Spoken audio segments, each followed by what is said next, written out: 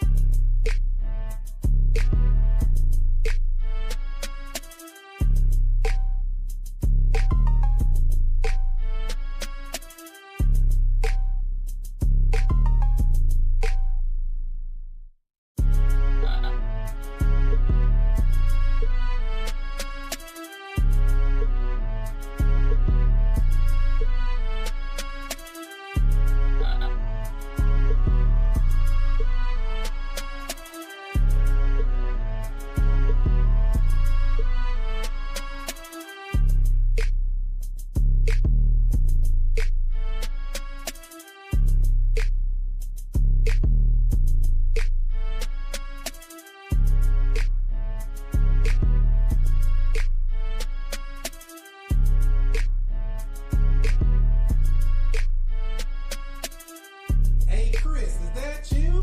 Damn.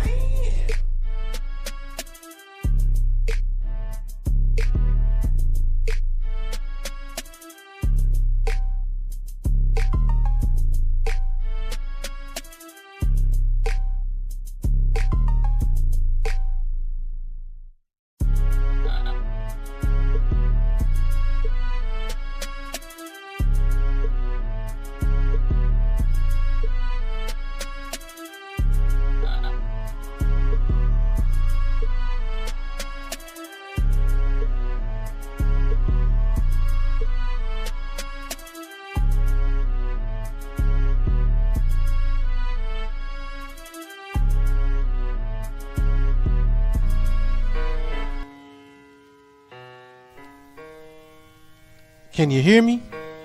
I don't know. If you don't know who I am by now, I don't know what you've been doing. You been asleep? Let me wake you up with something. Straight up. Yeah.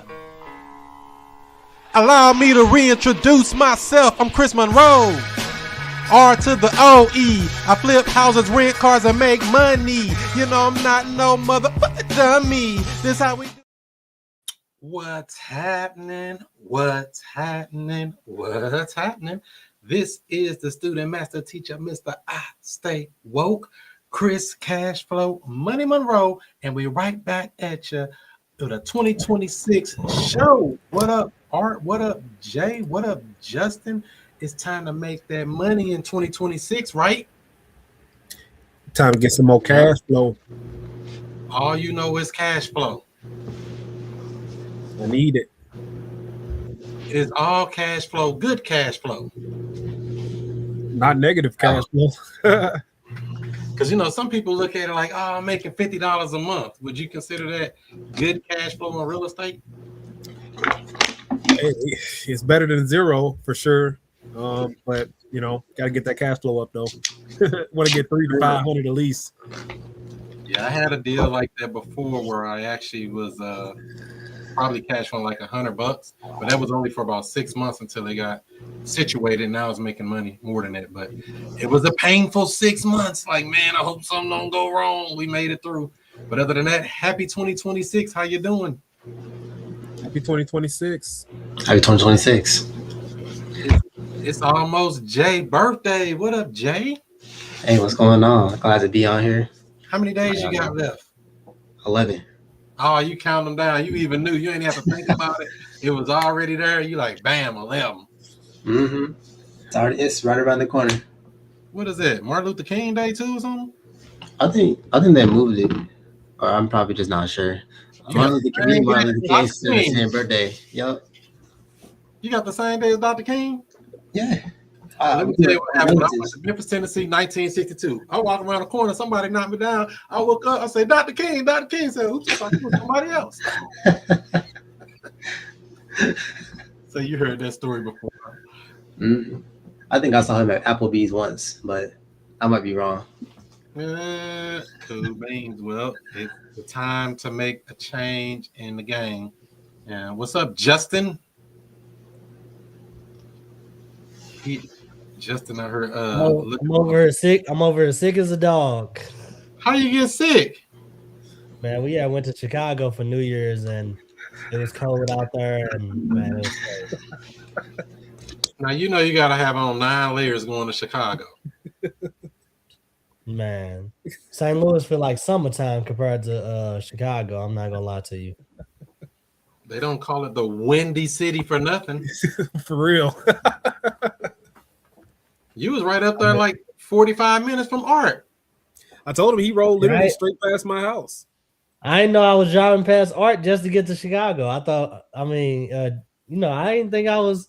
I thought he was further, Man, you was better off going to visit Art. Could have fixed that. He said it's problem. cold down there where he at too. Yeah, this considered Chicago land, bro. So yeah, we get the exact same weather in Chicago every day. That's crazy. Well, cold weather does factor in real estate in some ways. Do you winterize your houses if you have any vacants during the wintertime, Art? I haven't had one yet, but if I ran into that situation, I would leave the water running or something. That's right. Yep. Leave the water running at a trickle because freezing water cannot freeze. Winterize the house or just turn the heat on. I mean, that's another thing too. That's, heat the house. People try to cut corners and don't want to pay the gas bill and all of that. Even though it can be expensive, it's part of the game. It's the cost of doing business, right? Yeah, minimal cost too if we're doing it a certain way. Makes sense. Anything interesting come up good for you this week, Art? Yeah, the flu came up for me and I was on my ass and I'm still sick actually, but yeah, it was like 3 days straight I couldn't do anything. It really threw my week off, but I did have a couple good leads come in that I'm working on. Don't tell me everybody up in that area getting sick. Y'all ain't got that new coronavirus coming back, do you? Whatever you want to call it, man. It's definitely something in here and it's definitely real. That's why I like staying in the house. Yeah, it made its way in my house and I caught it from the kids. Oh, no. Well, yeah, I got 3 of them. So it's just this time of year is just back and forth. Damn. Germ Central. That's part of the game. So that's the beauty of this thing we do called real estate investing. A lot of times you can do majority of it from the comfort of your own home, which makes a huge difference, especially when you're talking virtual. I got a property under contract now. I still haven't even seen it. So, I guess I'll see it sometime here before closing. Plan on going to see it this week. What's going on, Jimmy? Yo, you can see me. What's up? Where you going? What's up? Let me hold 100,000. 100,000? What are you gonna do with it? Put it in investments. What do I get out of it? What would you like? At least 10%. That's all? I said at least. Okay. I'll get you 10% over 30 years. Is that negotiable? Everything's negotiable. All right. What you been working on, Jimmy? Anything good? Yeah, I got something in the works with Justin, my mentor. Been out there knocking doors, cold calling. Eventually I finally think I got something to stick. We have a motivated buyer. I identified it. I'm sorry, motivated seller. Thank you, Justin. Justin and I walked through a script and a game plan So as soon as I identified it, I set up a meeting time to revisit her later that day. Got on the phone with Justin. He helped me close it. Actually, he did close it. He did the closing in front of me. So what you're telling me is you've been connecting with Justin and you have been getting the ground running, not making excuses. Is that what I'm getting? I like how you put it that way. Yeah. Because I like to summarize it where people can just digest it. Like, man, that's all it took was a little push to say, you know what? Identify motivation. Now, how did you identify that this person was a motivated seller? I knocked on her door. She was pretty disgruntled, obviously, because of her stressful situation. But I was just like really trying to let her know, like, yo, I'm here to help you. I wasn't trying to ask her if she wanted to sell her house or anything. I was just like, tell me your situation. Like, what do you need? And then she was like cursing in my face, like berating me, but she wasn't telling me to get off her porch, So I just kept asking those questions that you were asking me a few weeks ago when I was on the call, and then find out she was willing for me to come back and she said a number, and that number was like, okay, it's game on because you gave me this number, right? That's when I was like, okay, I need to talk to Justin. So I, we left in good terms with her, made her feel comfortable with having me come back and visiting her that like in a couple hours, and then we just did the deal. So you didn't feel like just walking away? She's yelling at you and telling you, why you on my porch? Why you knocking at my door? Don't you want to just tuck your tail and run? No, so doors of knocking before this door, stayed there until they.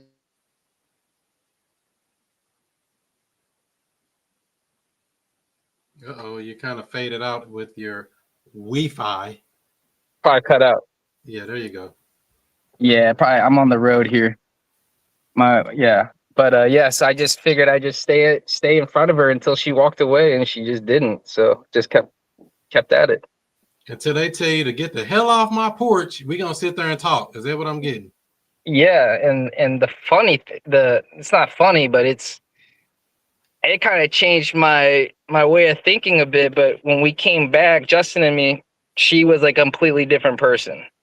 She was like, "Thank God you guys are here. I've been praying for a miracle, and you guys showed up." It was totally different. It was just mind-boggling. So did she invite you in for some milk and cookies? Yes, without the cookies, maybe a little bit of milk, but no, she was willing to talk to us and work with us, and she ended up being pretty nice. So yeah. So this comes down to what I've been preaching and teaching week after week after week. Real estate is not that hard. It's these people. Once you can break through to the person, everything opens up for you. Would you agree with that? Oh, 100%. Yeah. I that's backed up by the recent reality I just experienced. So many people would have left and said, oh, no, they was mean. Oh, she's an a-hole. I give up. This stuff's hard. Yeah. Whether you think you can or whether you think you can't, either way, you're correct. So you thought you could do it. Is that what I'm getting? Yeah, that's right. All right. Justin, what you think about this? Anything you want to add? Any more sauce? Uh-oh, you're muted, Justin. Yeah, it was fun kind of showing Jimmy how I go and stuff like that. Like, even though she was yelling and stuff at first, we had Art on the phone and everything. She was like, I'm not explaining myself again and blah, blah, blah, blah, blah. So it was fun kind of seeing her, distort like that or whatever, and angry. And I know I could have done it over the phone, but I'm like, hey, Jimmy, I'm going to meet you back up at the house and stuff. And when we first opened the door, she literally was apologizing right out the gate and stuff. And, she was just fixated on this one number, even though she's about to get ready to lose the house and stuff. And, I had the information printed out for her that she tried to sell at 100,000 with the agent in the past, not once, but twice and stuff. So I showed her that. I'm like, why do you think it didn't sell with that agent? And she said, because investors are cheap and blah, blah, blah, blah, blah. And I showed her the cash offer that we was willing to give her, which is like 72,000. And she didn't even read what I had. She just looked right at the number. It was like no, this, I'm not gonna do it or whatever. And then she ended up we ended up doing a creative offer tour and stuff, and she was just in tears for like at least about 10 minutes, just crying, like, oh my God, oh, you guys are really saving me and helping me out and blah, blah, blah, blah, blah. So she got a lot of other problems that we got to fix and figure out and stuff. But some of those problems are like, she's not working. So finding her someone to stay is going to be an issue and stuff. So she don't have no other family members or anything like that she can go. So we got to figure out something. Why do you think she was disgruntled, upset, mad when y'all first approached her, started talking to her? Why do you think she was acting like that? She really believed that she's going to make a $15,000 exit. Like she really thinks that, like $15,000-$20,000 exit, and she think that money is going to help fix her problem, fix her situation and stuff. And I was able to get her on the contract with no guaranteed money at the closing table.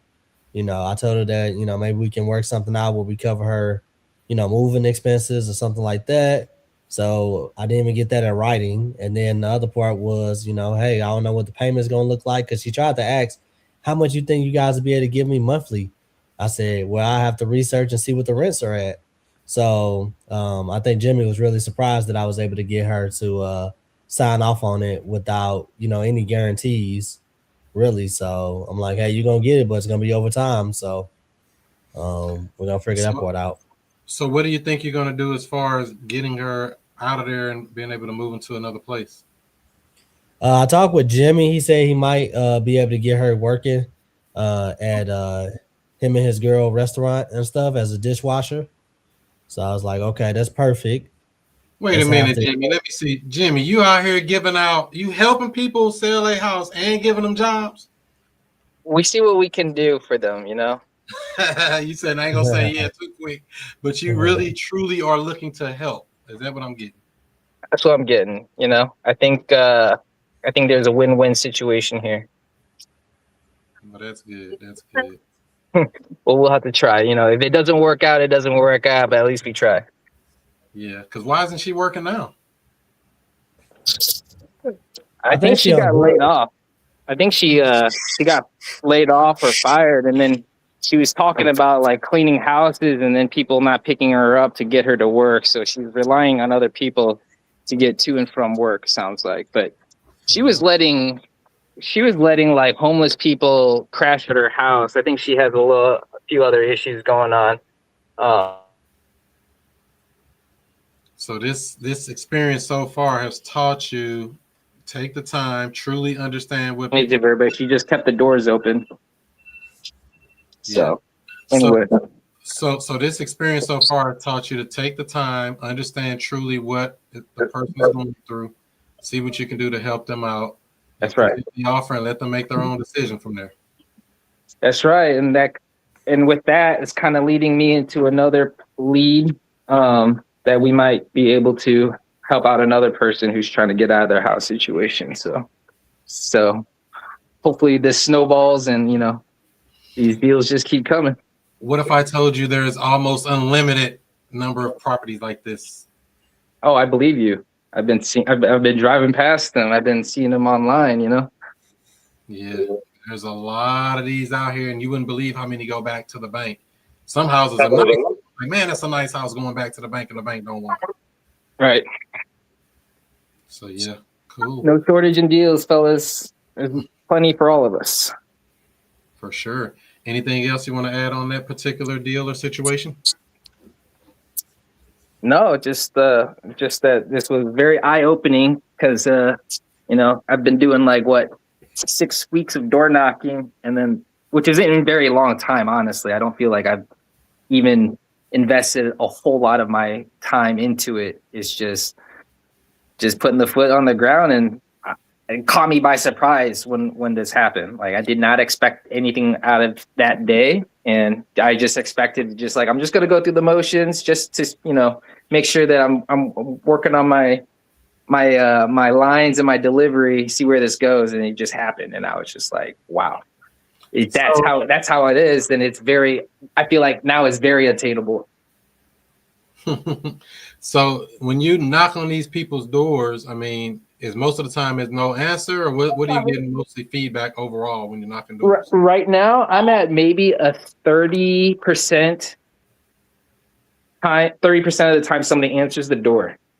But I've been coming back. Like, all right, so I tried at like 1 p.m. today. Let me come back, and next time I come up, it's going to be like 5 p.m. I'll try different times.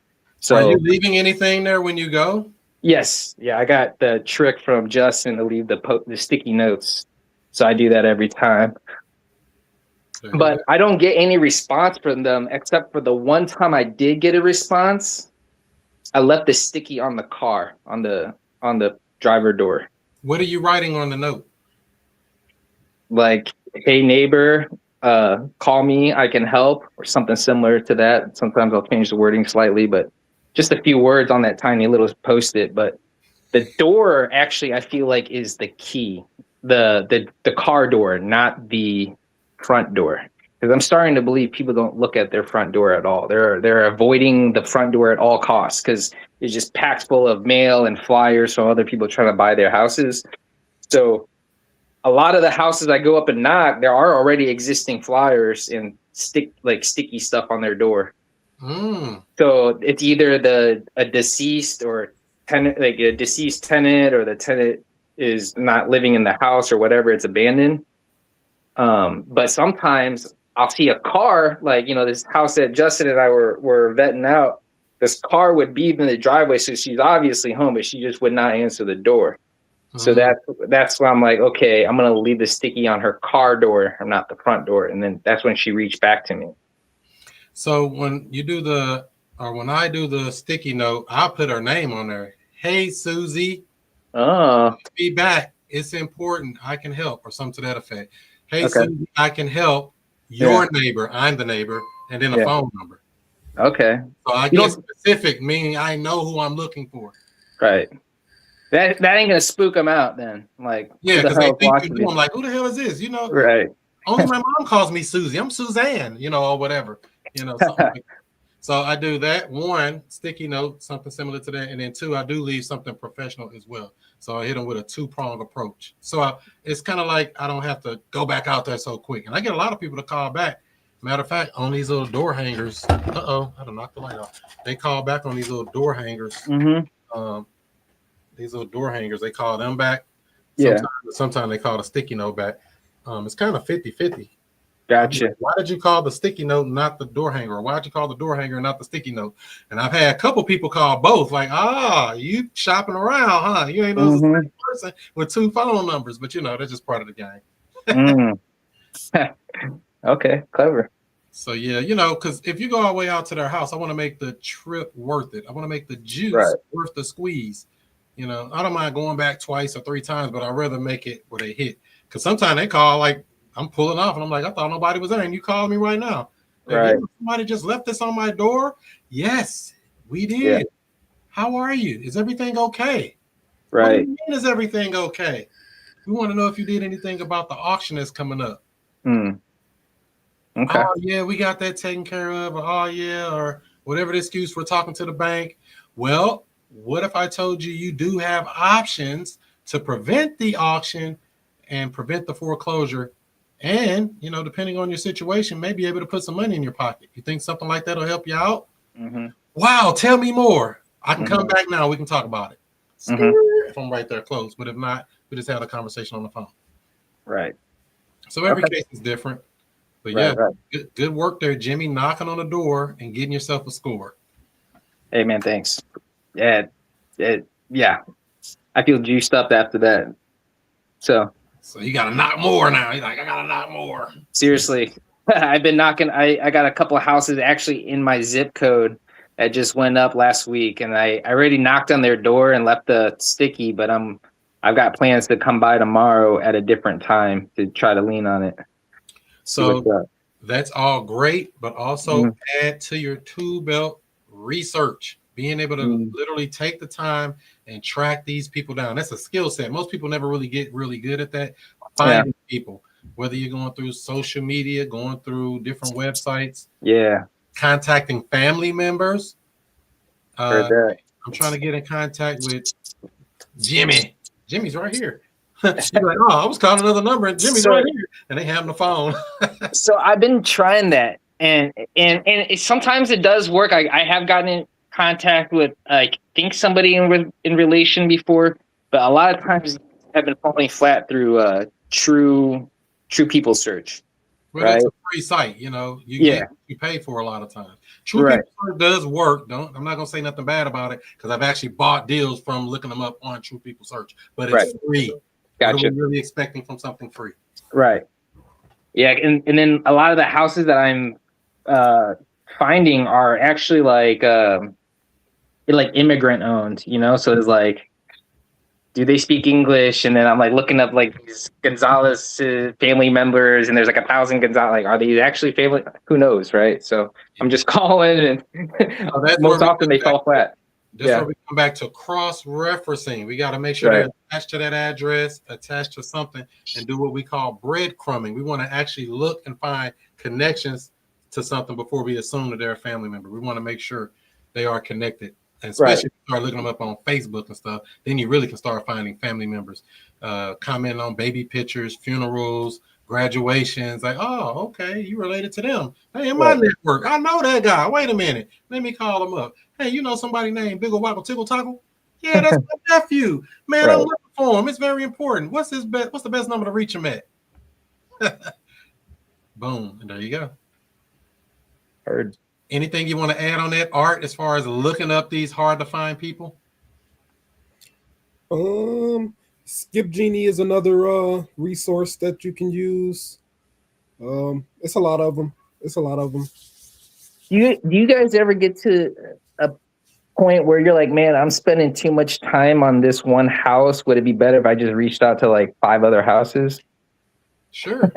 Because that's kind of where I'm at, you know, because I'm like, it depends. So that's why we have these structures and systems in place. So let's just say, for example, I look up a property and it's in your area, Baldwin. You like Baldwin, right? Mm-hmm.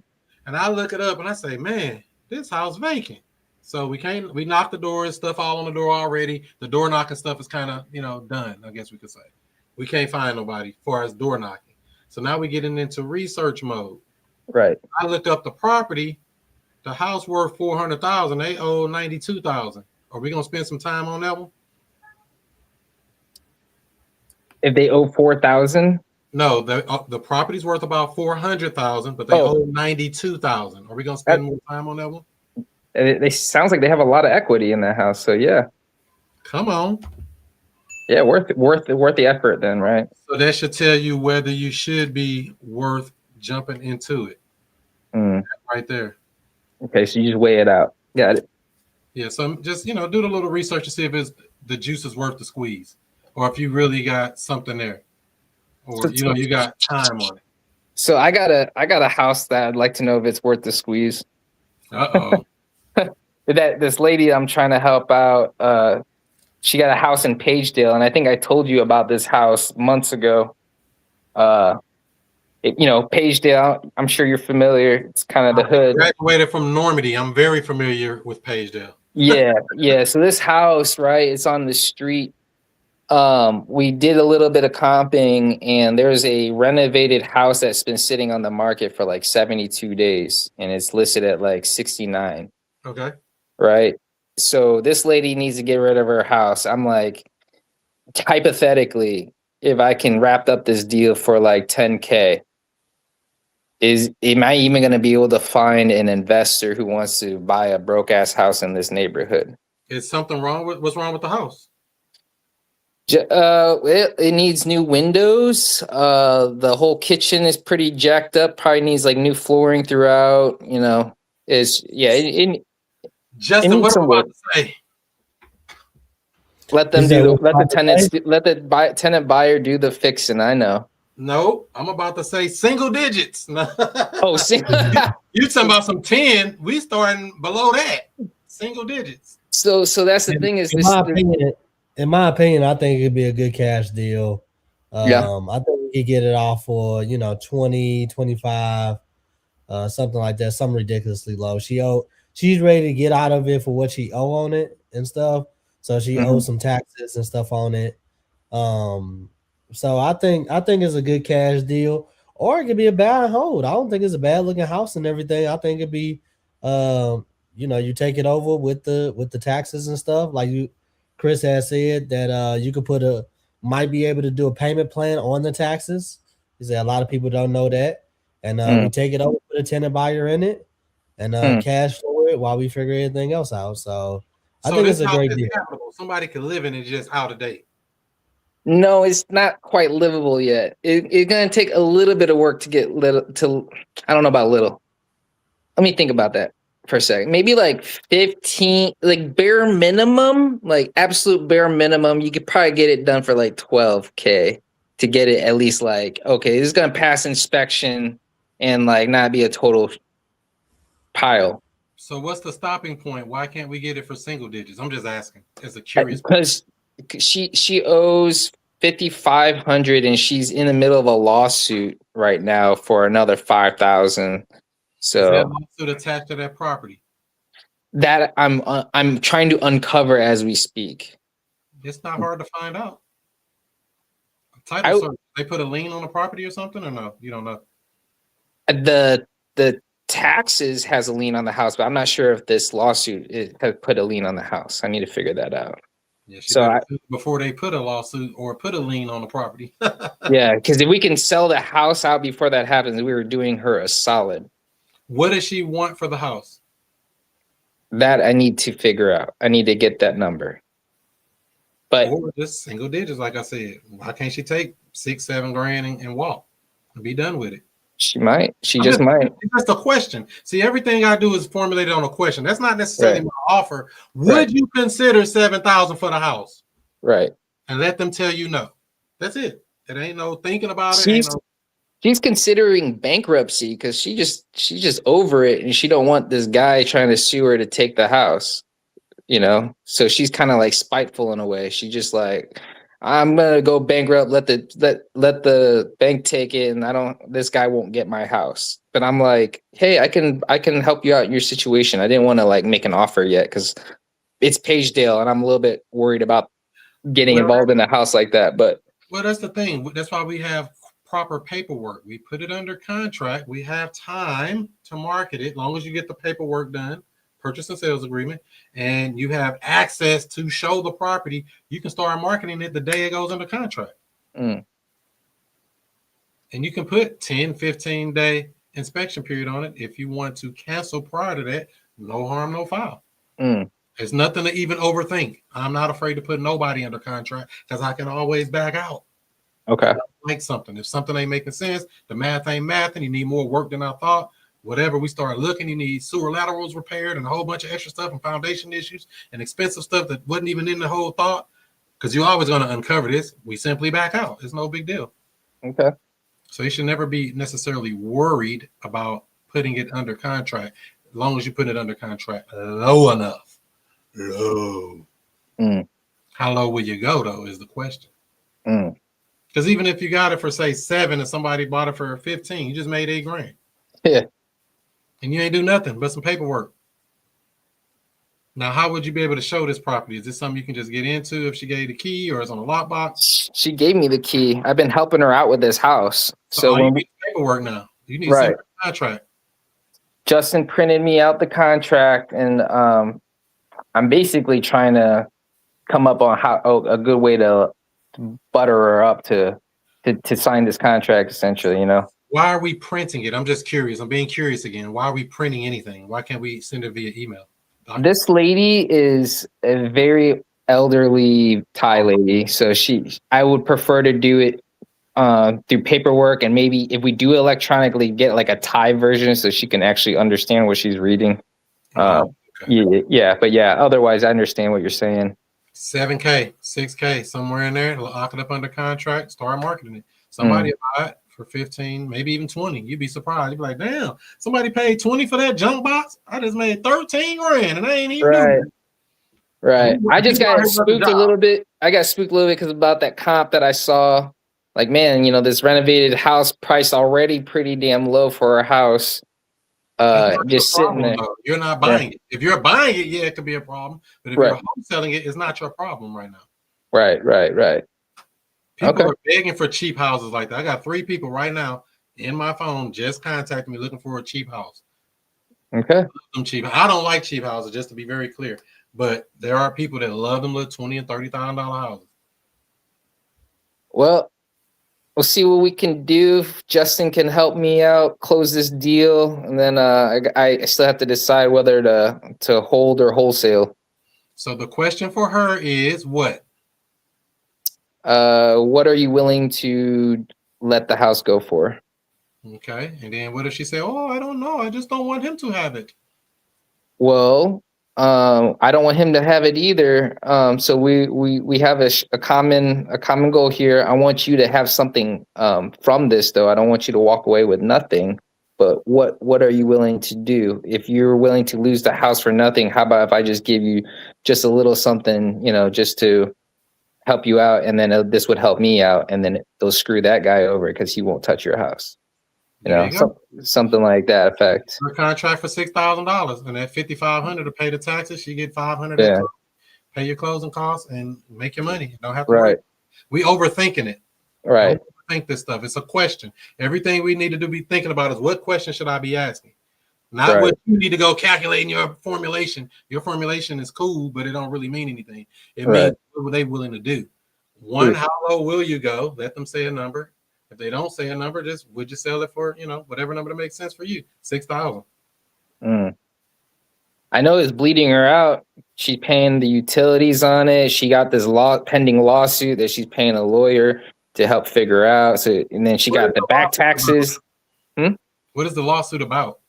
It's for her. She hired a property manager. This guy was gonna basically update her kitchen and then rent it out for her. Well, she gave him money, but he didn't do, or no, he did the work, showed her the invoice, but she didn't pay him. But she says she didn't pay him because he didn't do the work. Because you go to the house, so the kitchen is fucked. Like, what are you talking about? You didn't do no work here. So she's like, I'm not paying you. We be closed out before they can place a mechanics lien on that property. Right. So I think that's the situation. This is through broken English, and I don't know if I'm getting the full story from her, but I do know who her lawyer is. So I want to talk to her lawyer and see if, with her present, to make sure that we straighten this out, Yeah. So that's the other thing too. Before I start getting deep in the weeds like that, I like to be under contract. Before I work too hard, spend all this energy time, I need to be under contract before I even get up out of bed. I don't even want to go to work at all on nobody's house till I'm under contract. I like your approach, man, because I think you're right. I overthought it for so long that I was thinking well beyond the contract, but in reality it can change when you sign the contract. The deal changed. It's still a deal, but it wasn't what you thought it was. So you got to just be like water, Be liquid. That's right. Cool beans. What do you think about this, Jay? Is this all exciting? Is this motivational and inspirational to you? Yeah, it actually is, and especially the door-to-door aspect. That's one I need to actually start getting into. But it's definitely pretty cool on how you found this seller. And you said where did you find her from? So there was 2 sellers. One, it was just through auction.com door knocking, but this last house I was just talking about is a friend of my fiance. She's an elderly lady in the Thai community, and just because through my fiance's restaurant, I'm kind of entwined in the Thai community. People in the Thai community here in St. Louis know that I do rent houses and stuff. So this lady had a situation where this tenant moved out and her house was trashed, filled with junk, and she needed somebody to get all the junk out.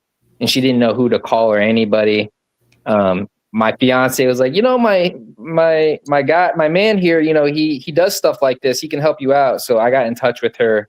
So I just been helping her out, and just trying to be in her peripheral when the time comes. And now the time has come because she's in a desperation mode now. Because I've already offered her, to help her, but I didn't really fully understand her situation. And I'm glad I didn't offer any help, because in the past I probably would have offered her way too much. You know what I mean? Because I didn't know the strategies we're discussing now. So This helps. But yeah, I think the timing is it has a lot to do with this particular problem here. And so just to be very clear too, Jimmy, like I said, say we go into contract with her $6,000, whatever gonna come up is gonna come up at title. If it don't come up at title, I don't worry about it. It's not my problem. Okay. It's not even something for you to overthink and overprocess. What if? Because even that person that say she owed money, maybe they didn't do what they supposed to do. That's what I'm thinking. Yeah, it's not on you. It's on them. The burden of proof is on you to put their own. Get that ice going. The burden of proof is on them to put their paperwork right. The same thing when we go through a probate situation. If somebody's deceased and they put it out to say, "Hey, all creditors and predators speak now, forever hold your peace." The burden is on them to raise their hand and say, "Hey, no, they owe me $5,000 from back in 1992." Or whatever they're gonna say. If they don't say something, they don't get nothing. That's not our job to do their job for them. We're supposed to worry about doing our part of the business. Not saying we're gonna cheat anybody or scam anybody or never do anything bad or illegal, but it's not our job to work other people's job. We work our job. 10-4, yeah, understood. Because it can definitely get real quick and caught, I gotta think for the buyer, think for the seller, think for this, think for that. No, we're overthinking. Even if a buyer come along and say, "Hey, I want to give you 30 for it," you looking like, "Damn, this house over here sold for 69, but this buyer said they want to give me 30. Should I go be like, oh no, they ain't gonna sell for 69? This one been sitting. I'm not going to disclose that information. That's not my job to go feed them that data." True. So we always, this is a business. It's not saying that it's ups and downs and people do what they're going to do. People overpay for stuff. People underpay for stuff. It's just part of the game. It's not our job to do other people's job. Get good at your job. That's what I'm basically trying to say. Speaking of getting good at the job, I got exposed to another slice or portion of the job. I haven't really had much experience in marketing, but Justin kind of showed me the ropes a little bit on how he do it. And through the marketing, I'm sure you're going to get exposed to a lot of different types of buyers that you never thought existed, because he keeps blowing my mind with the people coming forward with pockets of cash that I was like, where are these people coming from? Like, what? How can these people not buy a house? Like, they sit on 20 grand, 15 grand to put down. He's like, yeah, they come at me all the time. And I'm like, okay. So because I've never marketed, in this field, I've never been exposed to people like this. And there's a ton of them. Yeah. So there's no shortage of money. They print money faster than ever before. They print it so fast you can't even make it that quick. They print money quick print. And so, you got to remember that 3/4 of the marketplace cannot qualify for a loan, because you got to remember all the stuff you got to do to be able to qualify.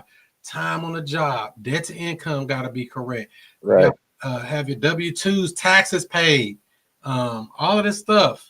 Bank statements, W-2s, tax returns, the whole shebang. They're going to dig through your whole life, where you living at, all of this stuff, and then possibly qualify you. But most people can't meet all those qualifications. It's too many qualifications. That's the reason why we work the world of creative real estate. We give an opportunity to someone in the marketplace who may not be able to qualify for a loan right now, but they need a home, and they got 20, 30, 40 grand sitting in their bank account. Why not put that toward a property that they can buy? I agree with that. We buy them creatively and we exit selling them creatively if we can, because that's exactly what the bank do. What does Bank of America, Wells Fargo, Mr. Cooper, and all them do? Nothing. They do some paperwork and collect money for years and years and years to come. Be just like the bank. You know what? I'm willing to bet there are less people out there who are actually qualified to buy a house through the bank. So that means the market is in our favor. Yes. 76% of the marketplace cannot qualify for a loan. That's 3/4. Can't qualify. I can't even qualify. I'm sitting here talking to you right now. I can't qualify. Because I ain't had a job since 2011. For the layman, like the way we've been brought up, or I've been brought up at least, like it makes you believe or makes you feel like the only way to buy the house is this way. And most people who buy in houses, everybody must be buying houses like this, Like that's what I came to believe until recently. And then you got to remember, depending on the type of loan that you're getting, if you're getting an FHA, The house has to be able to qualify. They got to have a house that's move-in ready, perfect, no tree branches lit going over the roof, all the little stuff. And I only know this because I sold a house on a flip, and I'm like, man, y'all picky as hell.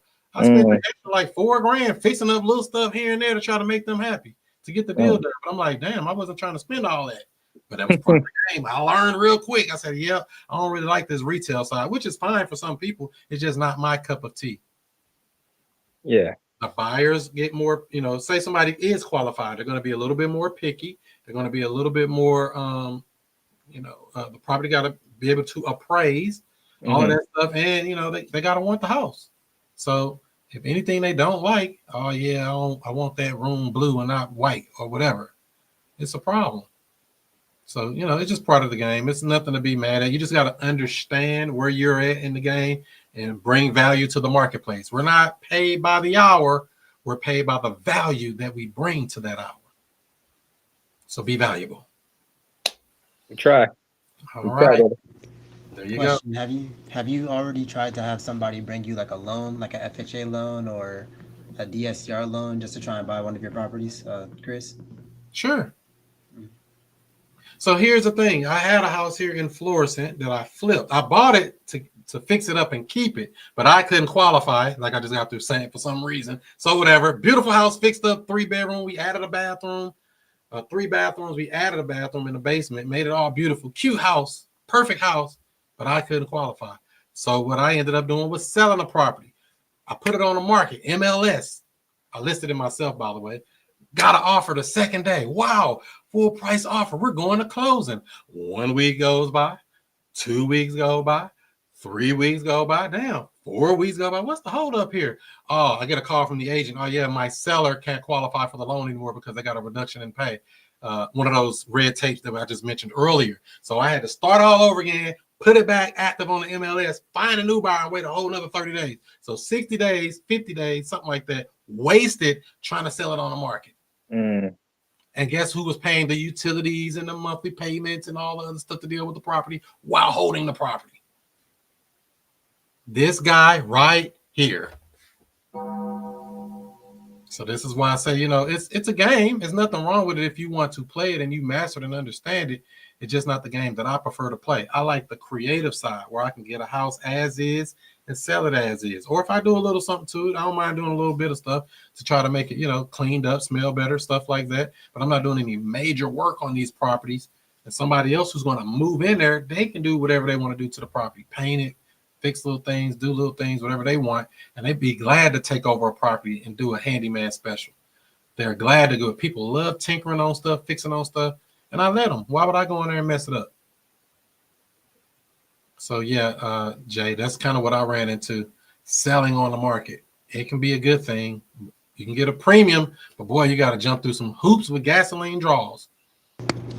Oh my gosh. Why?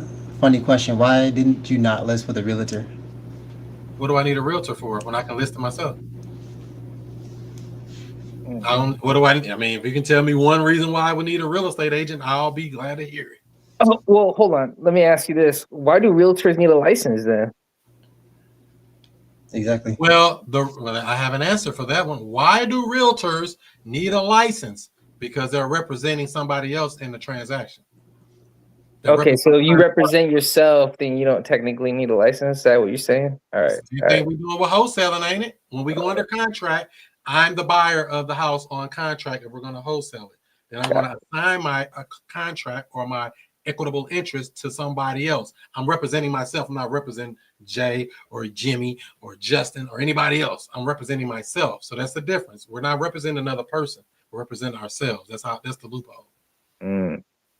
So I don't need a license to list my own property on the MLS. Paid $100. I took some pictures and did a little listing and threw that bad boy on the MLS. Had it listed the next day. Took less than 24 hours.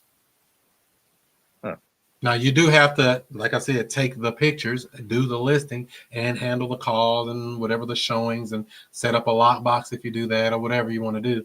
You have to deal with that, and you're dealing with other agents or dealing with agents. I'm not an agent, but many times you're getting calls from other agents. Yeah, my client like to see the property. I got a family interested in it. When can we see it? I'm like, well, it's vacant. You can go see it tomorrow morning at 10 o'clock. Boom, give them the lockbox code. They go look at it. And if they like it, they like it. If they don't, they don't. Or I'll meet them over there. If I'm like, hey, I need to get this sold, I'm going over there to fluff it up a little bit. Mm-hmm. So you can do all of these things when you understand how the game is played. So, there's nothing wrong with having a real estate license. It just won't do me any good. You thinking about getting your license, Jay? No. Because you can represent other people then, not just yourself.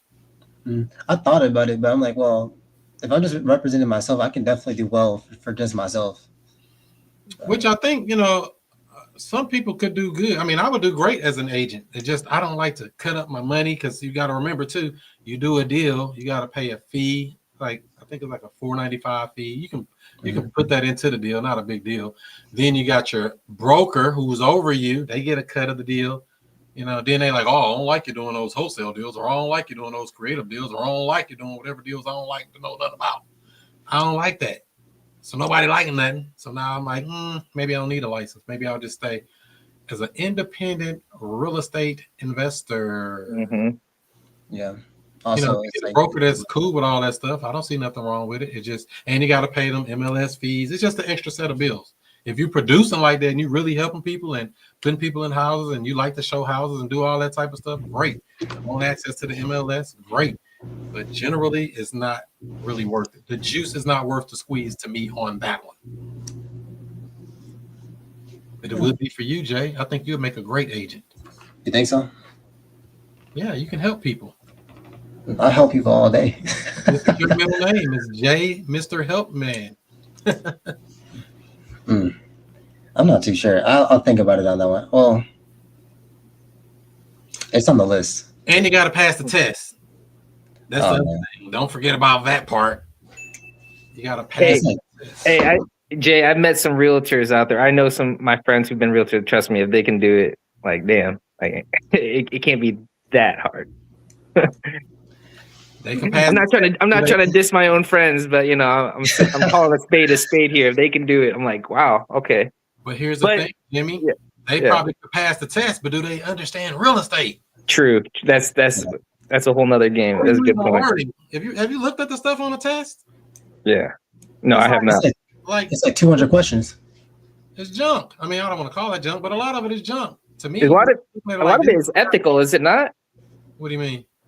Like making sure that you understand the ethical boundaries of serving another person when you're doing these real estate deals, right? You have to make sure that the whoever you're representing is at your best interest. And we know this though. You know that, and you ain't took the test. I don't know if I'd answer the questions correctly, but you know what I mean.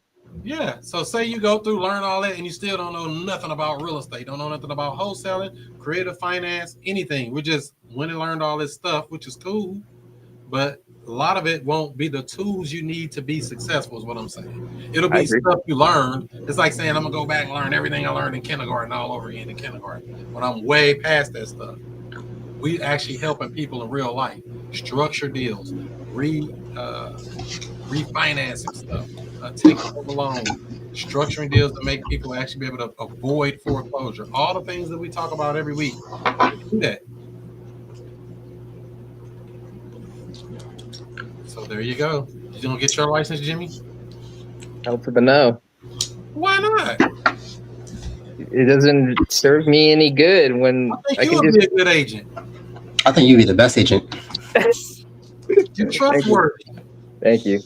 But I think I can help people creatively better than going through the bank, because we out here trying to put the money in our pockets, not the bank's pockets. Yeah. But see, that's the thing. Most agents, just like most wholesalers, are one-trick ponies. They know one strategy. But we don't know what's going to come up when we're marketing in this marketplace. That one strategy may not work. That's how I stumbled upon the first deal I bought in 2018. Started wholesaling August of 2018, or closed my first deal. Right. Bought my first house December 2018. Right. First house. And that was because the lady didn't have enough equity to sell it as a cash deal, but she wanted out. I'm like, well, I'll just take it over. She signed it over gladly. And we've been making a payment every month since for the last 7 years. It just hit its 7-year anniversary, ain't it? What's this, 2026? So that's an 8-year, ain't it? 28, 9, hold on, 2018, so 19, 20, 21. Yeah. It's, 25, 26. 8 Yeah. years in a row. yeah. And that house got about $150,000 in equity. And all I did was buy the real estate. Don't wait to buy real estate. Buy real estate, then wait. Right on. Hey Jay, what's your situation like? Are you a W-2 earner, or is this your full-time gig? So right now, I own my own business, just doing Nice. junk cleanouts. So right now, I was actually about to tell you, I found a warehouse. I'm trying to schedule a warehouse cleanout right now, and I am wholesaling. I slowed down, but I'm still calling like here and there. What are you doing at the warehouse? You saying you found a warehouse for you, or are you talking about something to put under contract?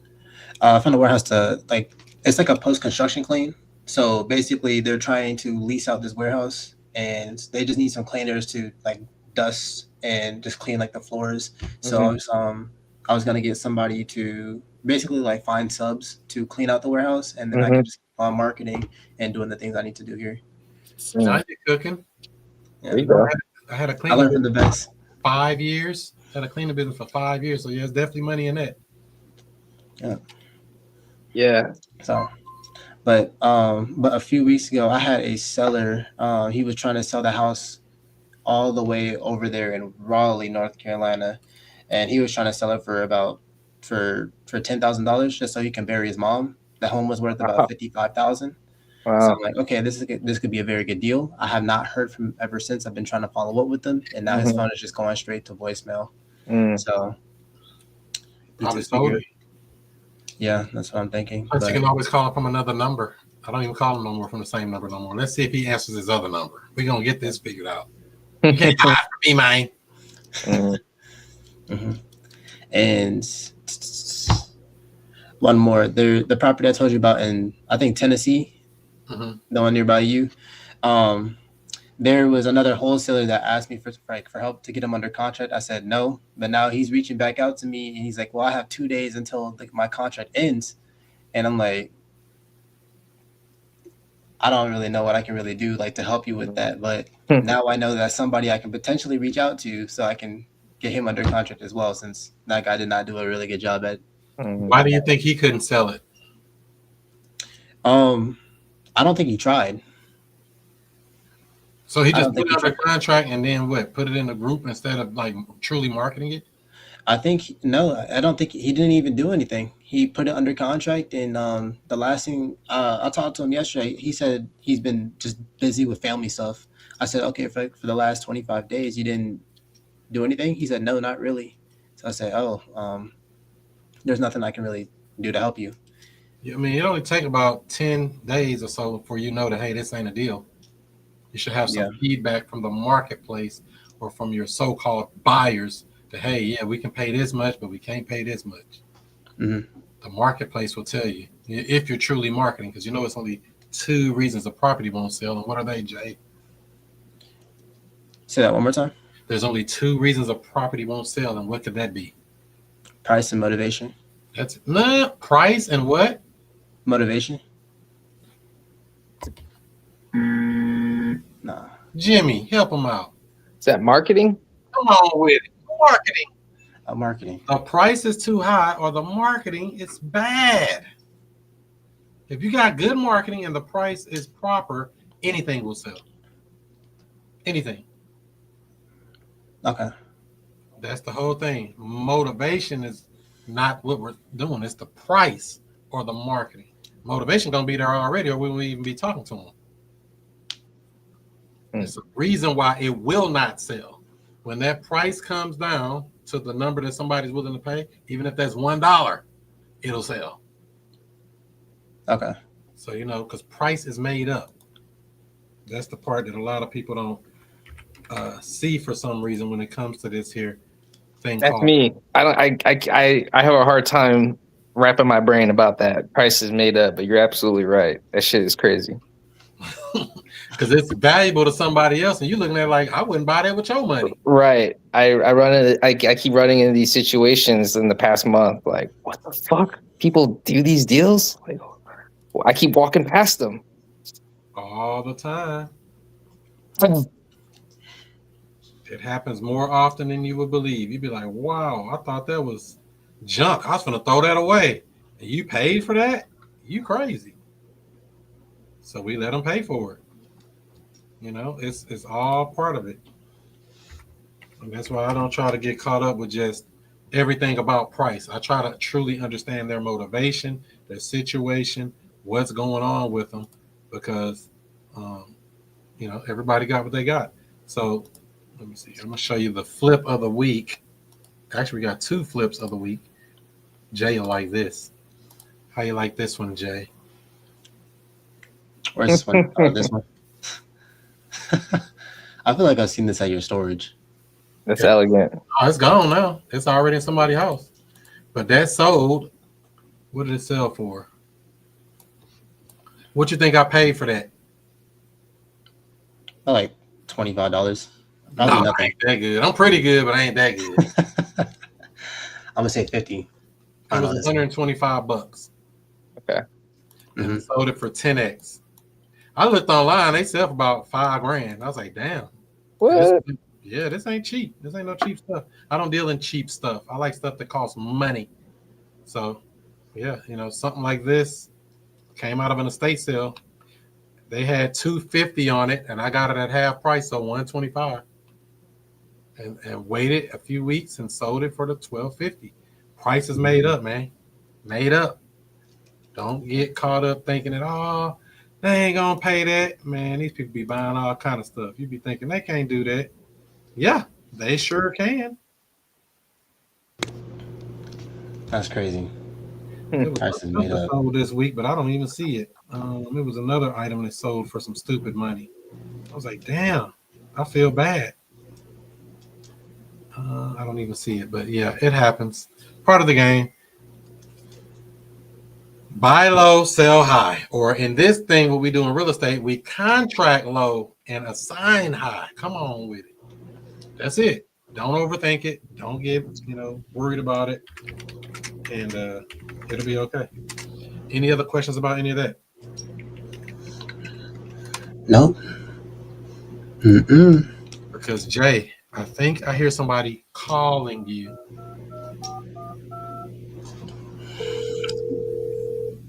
Hello. Hi, is this Jay? Hey, yeah, this is Jay. Is this the owner of 123 Maple Street? Yeah, I got your voicemail talking about call you back. Yeah, I was just wondering, is everything okay? Yeah, what do you mean? Yeah, I just noticed that the property was going to auction. Have you found anything, or have you been figuring out like a plan to stop the auction? Yeah, I'm gonna talk to the bank tomorrow.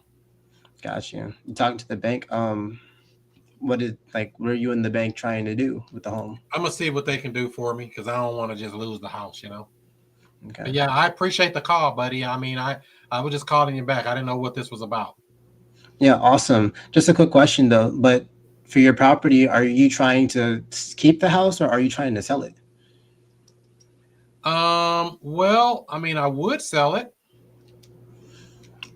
Okay. You would sell it? Do you know, like, how much would you sell it for?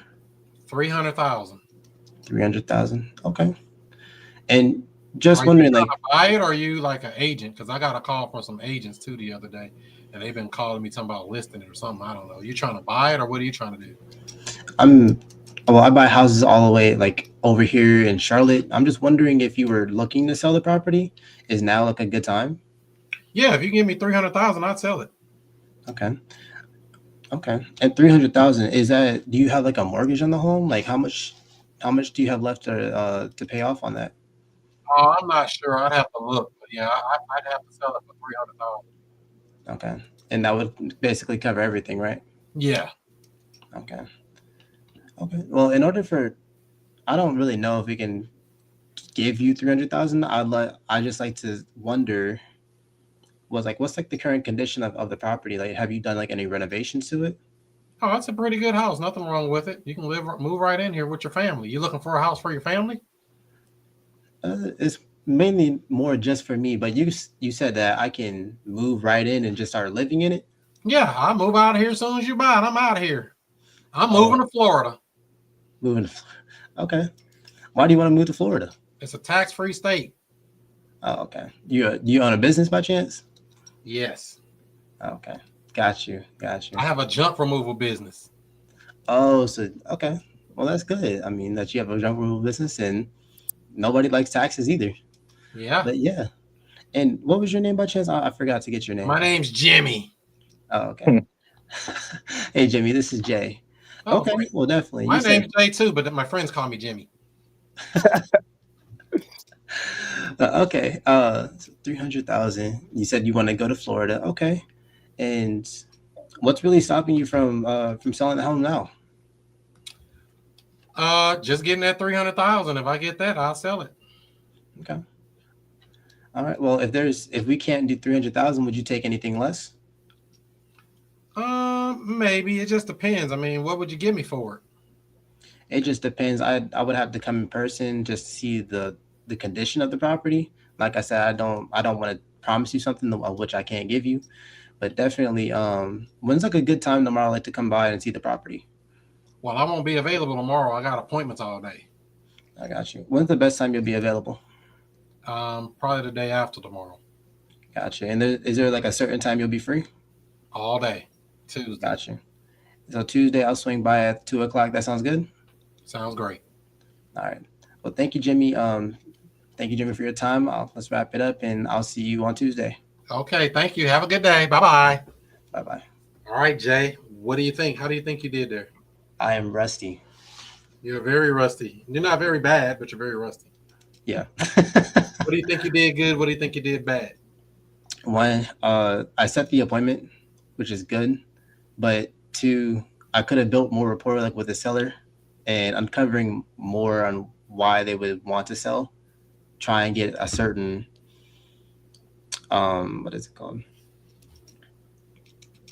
Yeah, I try and uncover more on like motivation, like why they actually want to sell. And I didn't get anything about their condition and just move in ready. Good enough. Okay. What do you think you did bad? Bad. I feel like I was not prepared. Do you be prepared to have a conversation? No. Stay ready so you ain't got to get ready. Jimmy, what do you think you did? How do you think you did on that call?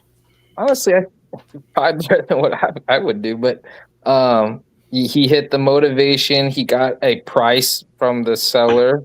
You know, that's a good start. Willing to follow up with. So that's really, really good. Actually, if they're willing to follow up with you, that means they're motivated. So overall, pretty good. I don't know how personable you need to be on the phone.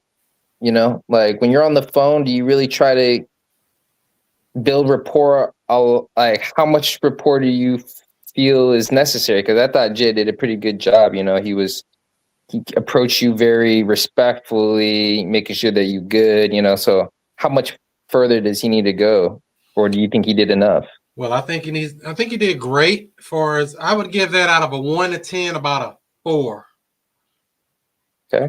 4. Now, why would I give it a 4, Jay? It was choppy. What about the 4 pillars? Which pillar did you miss? I missed timeline. Timeline. We don't even know when we're going to do something. It's the elephant in the room. If we're able to get you the money that you're asking for, the 300,000, are you ready to get the process started today? Question for him. That's a question. We don't know if that person ready to sign now, sign tomorrow. Another guy can call him tomorrow, tonight, after you. While you talking about waiting to Tuesday, we know they got an auction coming up. Why are we waiting? Not saying that you have to rush them into anything, but your question should gauge where you go next. You need to be asking a question. So, I mean, if we're able to do 300,000, that's something you want to move forward with today to get the response, to see how they think about that. Well, I got to check with my wife. Oh, I got to look at my dog and let him lick me in the face like Jimmy did a little bit ago. All the stuff they got to do, the excuses. We don't want to. We want to know if we're dealing with a prospect or a suspect. Who are we dealing with? How do you know if he's really motivated? Yeah, well, I'll talk to you Tuesday. Yeah, you can come by Tuesday. You can come by Wednesday. They tell you anything to get off the damn phone and never answer the phone for you again. And remember, you said something about an auction, didn't you, Jay? Yeah. Why don't we know about that? How did you get into this situation? How did this auction thing come about? We don't understand him. Mhm. We're trying to beat him up on price. I think we spend too much energy on price, to be honest. Mhm. How much you owe? What's this? And what you want? Is that the least you'll take? Yeah, we're gonna ask that stuff, but I feel like we spent a lot of energy on that versus, and that's only one of the 4 pillars. If we had timeline, condition, motivation, and price, what should we be spending the most time on out of those 4? Motivation and Motivation. no. That's it. That's it. Yeah. Full stop. Motivation. We need to understand their motivation. Why are you selling? To move away from the pain or move toward some type of gain? We need to understand that. We don't understand that if we don't ask. We need to truly understand their situation. How did you get in this situation? What would you like to happen? I mean, how do you see all this working for you in the best case scenario, Mr. Seller? Well, if I can just get 10,000, I'm ready to move out of here today, buddy. We don't know that though. See, we don't want to lead them with the question. We don't want to lead them with the answer. We want to give them a question to let them answer on their own and see where we go from there. Does that make sense? Mhm. So that's a question. How do you see all this working out for you, like in the best case scenario? What would you like to happen here? I just want to avoid the auction. I want to stay in my house. I want to raise my daughter here. We don't know. It's a lot of unknowns. Is that all adding up, Jimmy and Jay? Mhm. I definitely feel like I tried to. Because we're trying to close somebody on something we don't understand their situation. Even when you go see them on Tuesday, what are we talking about? Okay. Like, Go see him. I want to be under contract when I go see him, me personally, but you know. Why am I running out to their house? Especially when he know we got an auction and the whole world know that he's got a pre-foreclosure situation going on here. He got an auction day coming up in 2 weeks or whenever. We all know that. Why am I waiting 2-3 days to go see him? They get the amnesia. They find another guy to come along like me that's going to close them, or Jimmy that's going to knock on his door and get belly to belly with the seller and make a deal right then and there while we talking about waiting 2 or 3 days to go see him. So, you know, he might be motivated. We might not. I don't know. I don't want to guess it. I want to make sure I know that they're understanding what we're going to do. Also, if we're going to be making appointments to go out to people's properties, if we come out to see your house and everything makes sense, so you're ready to get the process going right then and there. We have to get the commitment. I like to get the commitment before making an offer, and I also like to get the commitment before going out to a house. We want to get them to commit to some stuff. We're not committing to anything. We're asking questions, but we want them to be able to say, oh, you know what? That makes sense to me. I can do that. If they're not saying that, I'm not running out to somebody's house. Any other thoughts, questions, comments, concerns on that call? I agree with you 100%, Chris. Yeah, tell them, Art. Yeah. Seriously, getting the contracts before going to see a house has been a major shift for me. It's working very well, and I highly recommend it. There's no reason to be running out to somebody's house for them to play games with you. And you could have found out they have no motivation right then and there on the phone. Yeah, we can do a lot over the phone, and these sellers can help us with a lot. They'll get us pictures and everything. They working for you. They on the team. They don't even know it. I think my issue now with that though is getting the damn person on the phone, man. Well, that's part of the game. It is, but that separates you from everybody else. You can find the person that everybody else can't find.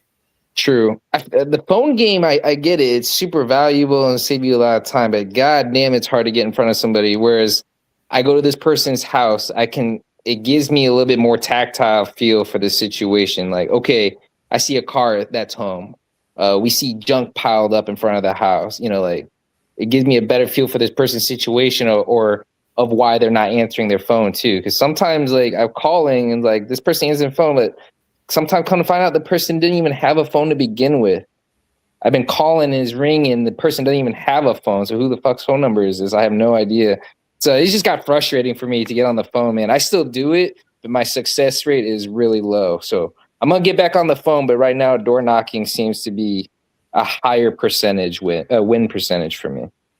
I've even door knocked people and go to the house like, man, this house stank. What y'all doing up in there? Is that a dead body? I don't even think I want this house. I'm gone. It could be that too. You know, I come to some house like, man, you got 9 dogs in there. Or like Justin, I don't know if he's still on that house he's dealing with had 9 or 10 dead dogs in there. Come on, man. Justin trying to get back in the call right now. He said he's trying to get back in the call. That's what he said.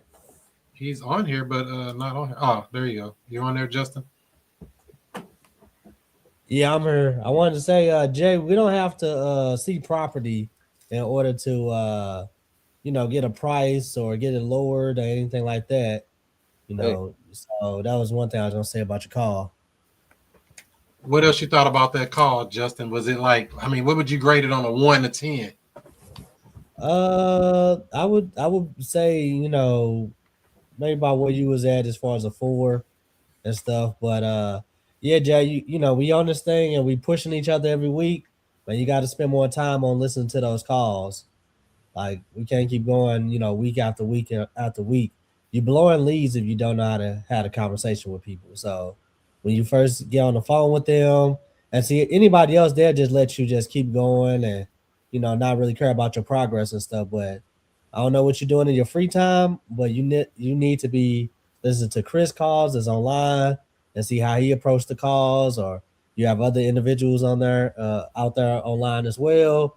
But you got to learn how the conversation actually goes, what to say and what not to say and stuff. And then that way, you could become better. But I don't know what you're doing in your free time, but you got to literally be listening to those calls in your ear throughout your day and just get familiar with that conversation. So it's going to be super important. So next time we get you on the call and stuff, that you actually ready, because we can't have weeks and weeks and weeks going by, especially if you're trying to be, very successful in this. And I'll say that's one of the biggest things that separate us from everybody else, is that we actually know how to have the seller calls. We actually know how to have the seller conversations and everything. So that's just gonna be a big one, Jay. Just don't go this next week, man, without listening to those calls and stuff and get familiar with it. That's right. Don't even do not pass go. Do not collect $200. Go out there and actually understand them, because I think somebody calling you, Jimmy.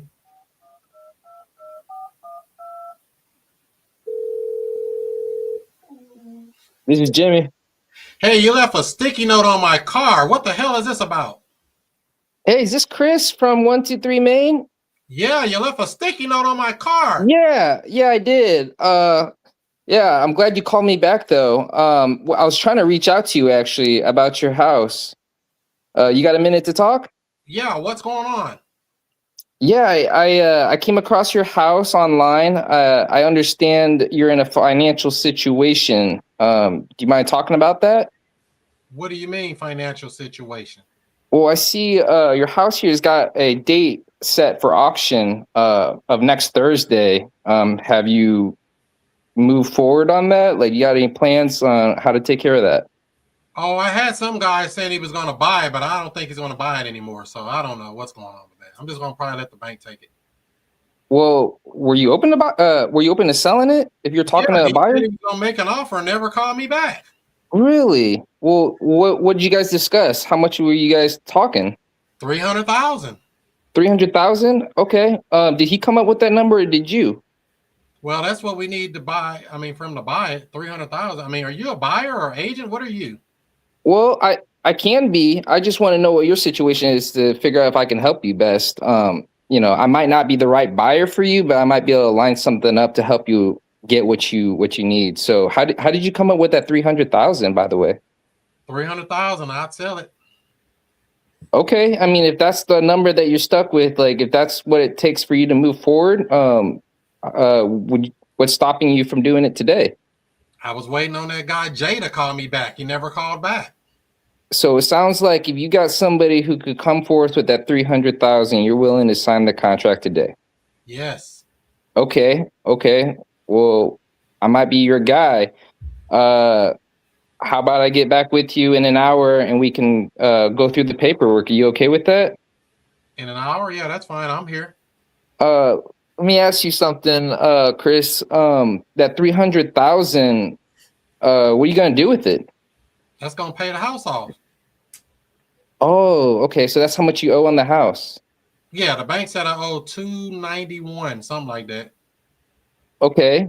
I see. Well, I see that you want to sell the house and you need 300,000 and you're trying to wrap this up like immediately as fast as possible, right?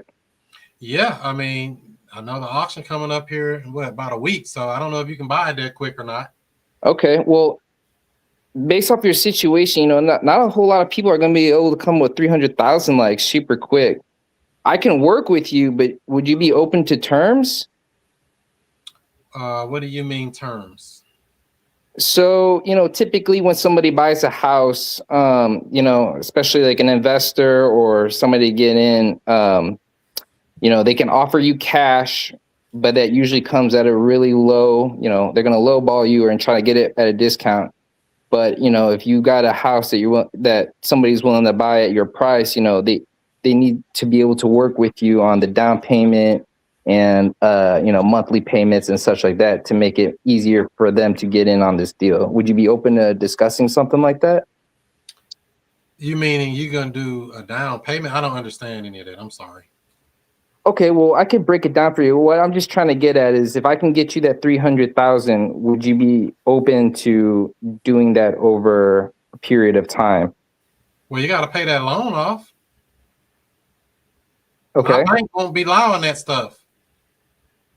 Oh, we can work with the bank to do that. I mean, I have options or ways where I can assume your loan and we don't have to worry about that. Would you be open to that? Assume the loan. Or not assume the loan, I can take over your loan. Excuse me. I mean, if you can assume the loan, that would be great. You'd be on the hook for 29 more years.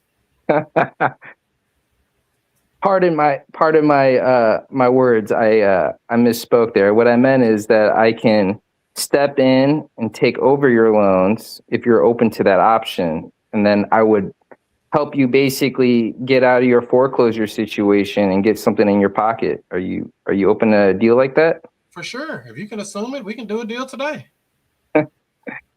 Again, I'm not trying to assume the loan here, but we can talk about how I can take over the loan and get you out of your house situation. You talk about it. Okay. How about we meet up later today? You cool with that? Well, I'm not in town right now. Okay, well, if I thought you wanted to wrap up this deal as soon as possible. If that's the case, when's the best time? I mean, you can go by there. Art is there. That's my cousin.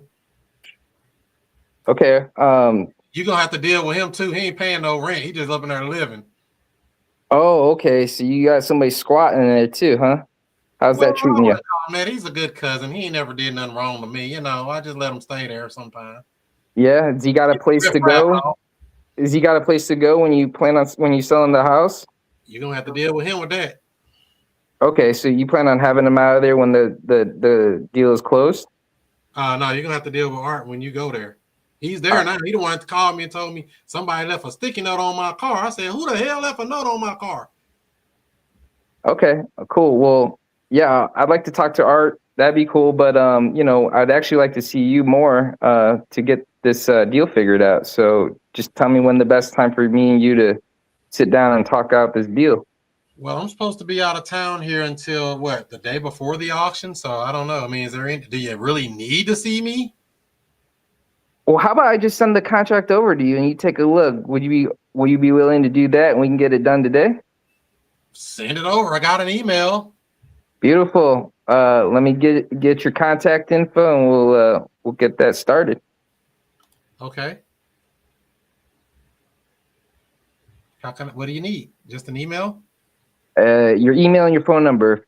That would work. You call. Well, I'm calling from, which is on your caller ID. All That's right. my number. Don't you be calling this number back, by the way. You can text it, and then I'll tell you if you can call. Don't call it back. Always text me first. But my email is chris@futurecashflowclub.com. Beautiful, Chris. Okay, I'll go ahead and send over the contract over to you, and then I'll text you to make sure you got it. And then we should reconnect and make sure that you understand the contract and that we got it all figured out and signed. Makes sense. All right, we'll be in touch. Thanks, Chris. Have a good day. All right. How do you think you did, Jimmy? I misspoke a few times, but definitely better than my first call I did with you. It's hard to get back once you slip it out, huh? Yeah, I try to divert, but I don't think you were gonna let me off the hook. Hell no, I'm gonna stick to that. You said you're gonna assume it. Man, for somebody who's in a financial situation, you should know a lot about a lot of words about real estate. You said you're gonna assume it. I said, I'm gonna let you do that. The bank told me I can get somebody to assume the loan. They told me that. All right, you caught me. On a 1 to 10, how do you think you did? Maybe a 6, 5. I'll give myself a 5. Did you hit all the 4 pillars? I believe I did, right? You're motivated. I got a timeline. I got your price. So, yeah. Am I missing one? Motivation, timeline, price, and damn, how am I forgetting this last one? I just looked at. This house is a rat hole. Oh, condition. The condition I got was that you got to. You don't even know it. I don't even know about the condition, but hey, I do know that there's a cousin who's taking advantage of you. For sure, that's always an extra problem when you're dealing with people.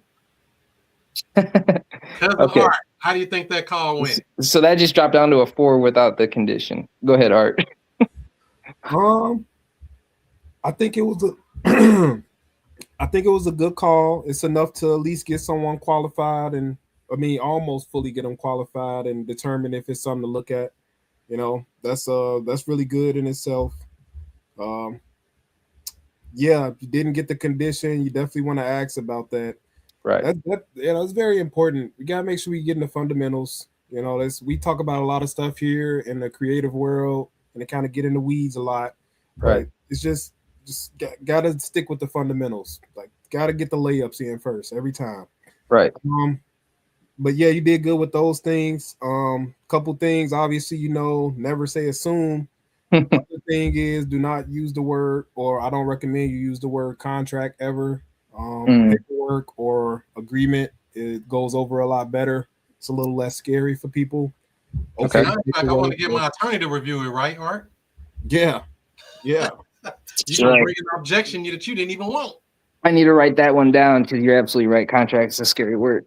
Yes, we always just want them to okay the paperwork, look over the paperwork, sign the agreement, never signing a contract ever. And then last thing I want to ask is, do you have any particular framework or script that you use when you're on these calls? Not a specific one other than the closing words.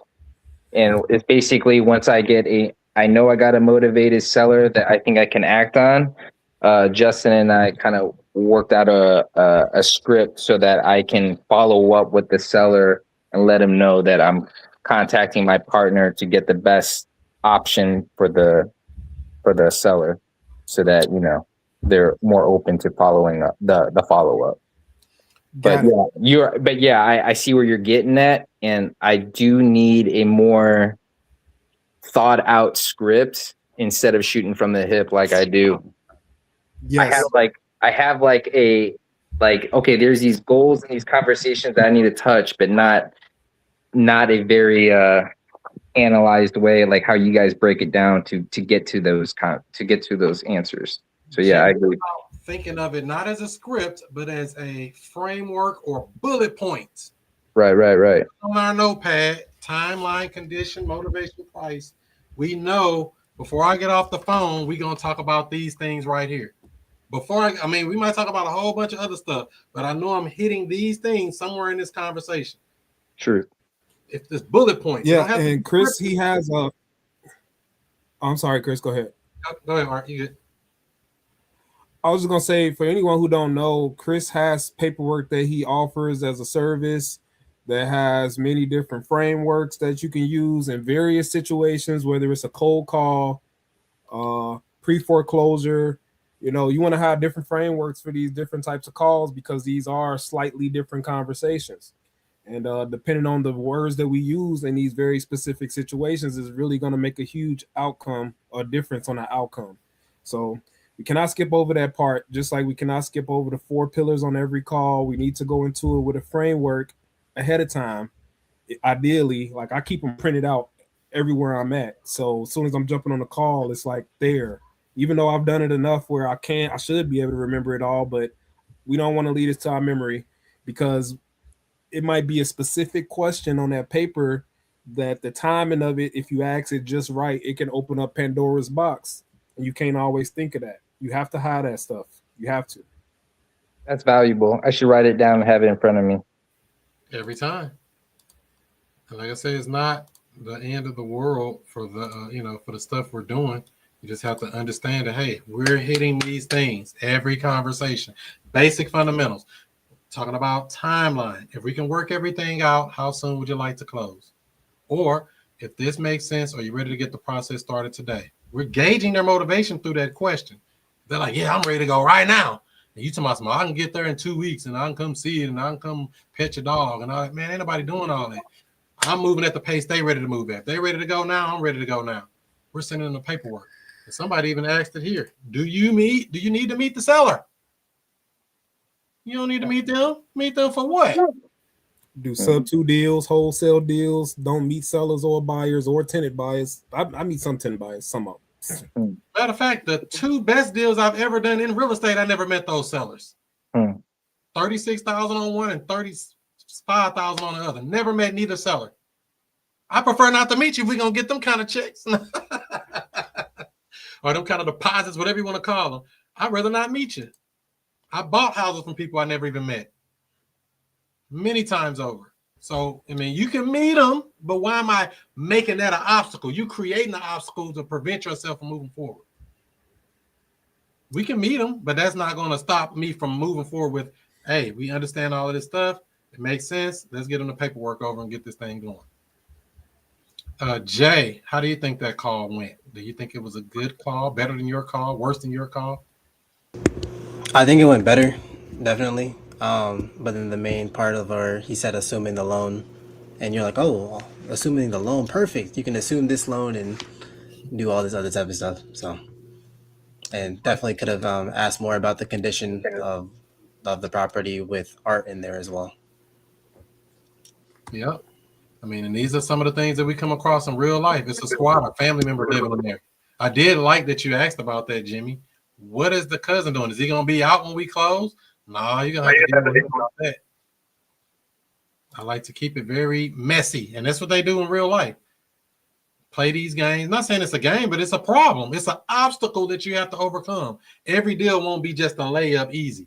There may be some things you have to figure out and solve, which is not a problem. That's what we're getting paid the big bucks for, to solve problems for people. We might have to move Art into another house or to an apartment or give them $2,000 to get the hell out. I don't care. Get them up out of there. But the deal got to make sense for that. Justin, did you have anything on that call?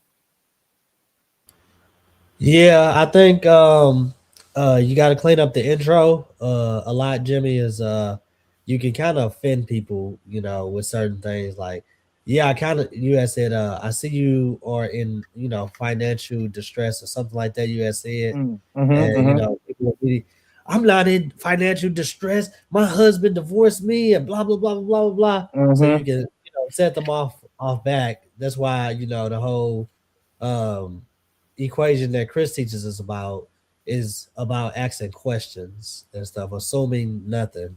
Just because they are behind on their payments, we don't know if they in financial distress. That's a good catch. That's a good catch. Yeah, sometimes people have a large portfolio or something, or they're doing something different. I mean, it's really nothing to really say, hey, if this person is in financial distress or whatever. So just cleaning up that intro. I do say, do you have a quick sec?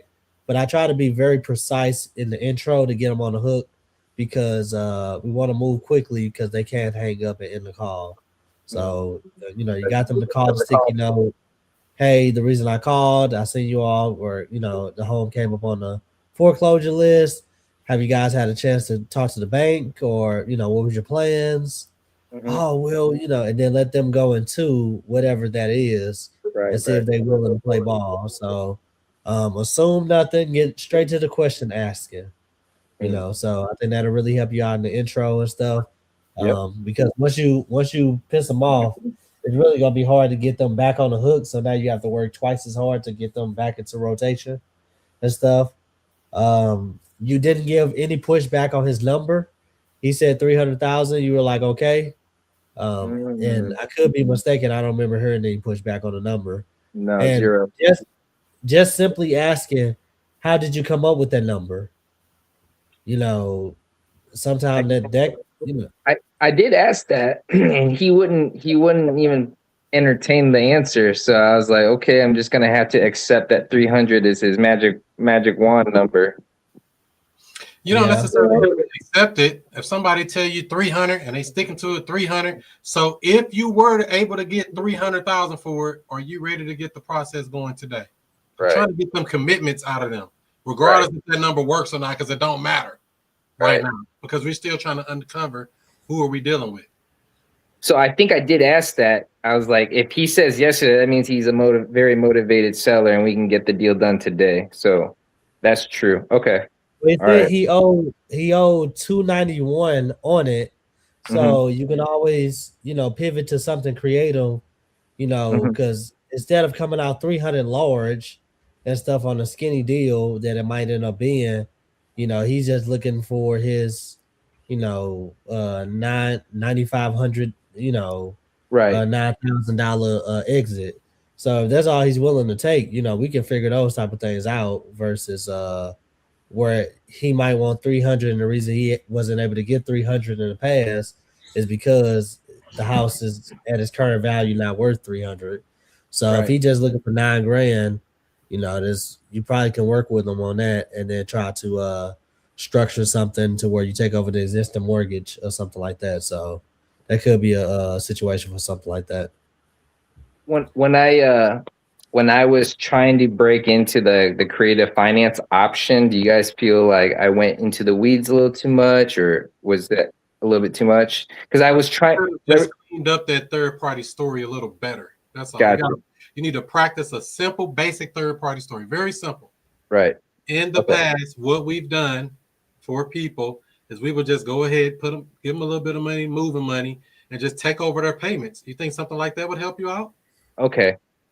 I like how you put that, because I remember Justin telling me that we want to keep things vague. We don't want to overpromise or make them caught on anything. So I didn't want to disclose anything, but I was like, would you be able to work with us if we can get you that 300 if you did terms? And I didn't want to disclose what those terms were over the phone, but at least just to see if you're open to them. If there was a way that we could help you get the number that you need, but we just have to get a little creative. Is that something you're even open to speaking about? What do you mean creative? I'm glad you asked. Let me get you on the phone with Justin. You don't even got to try to sell him. Get him on the phone with a closer at that point. For real, to be honest, there's no reason to try to close people on the first call all the time either. You know what I'm saying? We just trying to understand, is this person really serious about selling, or are they just playing around trying to see what they can get, or they just don't really care? You got to understand them. People are kind of complex. Right. And Jimmy, if you peep what he's saying, that was the same thing I just told the girl we was at her house and stuff. That's the same type of conversation I said to her, which was, I didn't get to commit to anything. Okay, we could get you to that number, but would you be, open to doing something creative? And still with no concrete, she had questions, she had rebuttals, basically saying like, hey, what do you think you'll be able to give me a month? I don't go into all that. Let's get the paperwork signed. Let's figure everything out later. That's it. Wham bam. Thank you, ma'am. Did anybody else have any thoughts on that call? Yeah. So like I said, the first time around, I would have just kept it basic with the fundamentals. But one thing past that, since this is a creative class, one angle that I would have took was, once he said that he wanted 300,000, and I know it's 291 left on the loan, I would have used that a couple different ways to go into the terms offer. One, I would have, came up with a crazy low ball cash number. I probably would have threw out 160,000. That's what we need to be if we're doing cash, and then go to terms from there. Or I would explain to them, if you're trying to sell this for 300,000 and you owe 291, by the time you sell it for 300,000, you're not going to be getting 291. And then from there, I can build on the benefits of a terms deal. So I just will throw that in just since we're here. That's smart. It costs money to sell a house. You know, that's a fact. It costs money to sell that house. Matter of fact, it's gonna cost more than that $9,000 to sell that house on 300. That really shows that you looking out for their best interest. I like that one. That's a good one. Yeah, I am. But what it really is just thinking down the line and the process for them and bringing that information to them right now so we can help accelerate the timeline. No, that's a rapport builder right there. That's good. Yeah, because most people ain't thinking like that. They you know, if they think they just want to do 300,000, 291, people gonna be like, well, I want to see if I can give them 300,000. If I'm trying to do a terms deal, I'm gonna finagle that right there. So even if you got 300,000, you're gonna pay 15,000 in closing costs and junk fees and transfer tax, depending on where state you're in and all of this stuff. All of this stuff that you got that's extra. You know, they got to understand it costs money to do this business. We're gonna help you not pay money, but we're gonna put money in your pocket when you sell. Would that be good for you? Yeah, I like the sound of that. I want them saying yeah. I want them agreeing with me. Do you think that'll help you out? Yeah, that will help a lot. You think that'll be beneficial to you? Yes, that would help us. Oh man, it'll be like Justin said, the lady was crying. Oh, you saved me. That's what the feeling you want. Yeah, we could save you. The sign right here.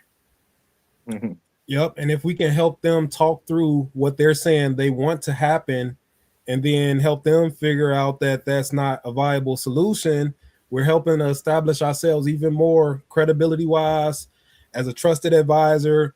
And then from there, it becomes even easier for us to guide them where we really want them to go. Excellent point. Yeah, that's good. A sales masterclass. It ain't just about selling anything. We need to understand the people. Very important. A lot of people overlook that. Do we understand their mentality, where they're at, where they're trying to be at? What are the obstacles? What are their worries? What are they happy about, sad about? You know, all of that stuff. When we understand them, it's easier to close or do what we need to do to make the deal go forward. Very easy once we understand them. But if we don't understand them, we're guessing. Oh, I think he'll do that. I don't know if they'll do that. I wonder if they'll do that. You're overthinking. Why am I thinking so hard? Ask the question. Ask the tough questions, but in a way that they can actually answer it and tell you what you need to know. Yep. One other thing I would say is what I found in my experience is when I'm talking to a seller and they telling me a number, and in my mind, I might know that no one's going to pay that number on a cash deal, for example. Right. I'll still walk down that road with them. And then by the time we get to the end of that road and I'm telling them why this not going to work, or once we had a conversation and they figuring out why it's not going to work for them, they already knew that before we even talked about that, but they like taking investors on these runarounds. They probably done this 10 to 15 other times already, and they just doing everybody in these same circles. And then when we show up and we walk down that road with them, like, we know this is a dead end. Now what you gonna do? Then they like, man, this dude really must know something, man. What you got to say? It happens. You got some serious presence of mind there. Yeah. I need to work on that.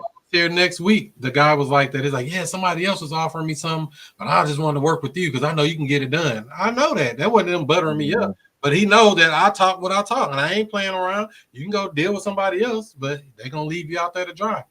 Okay. But I'm going to get the deal done. And we are getting it done. It's supposed to close next week, so we'll see how that goes. A wholesale deal. You know, you want the people to be like Art just said. They want to see you as a trusted advisor, just not some investor trying to beat them up on price and trying to see how low I can get them and fight them on every little thing they say. I'm trying to be in agreement. I'm trying to find out what do we agree on so we can build on that. We might have a disagreement on somewhere in this part, but I'm not going to fight them right now on every little nook and cranny. We're going to have a fight, but it's going to be later. We got to hit them with some body blows in the early rounds, and later you caught him slipping with a knockout. True story. Break his jaw like they did your boy Jake Paul. Butter him up. So hopefully that helps.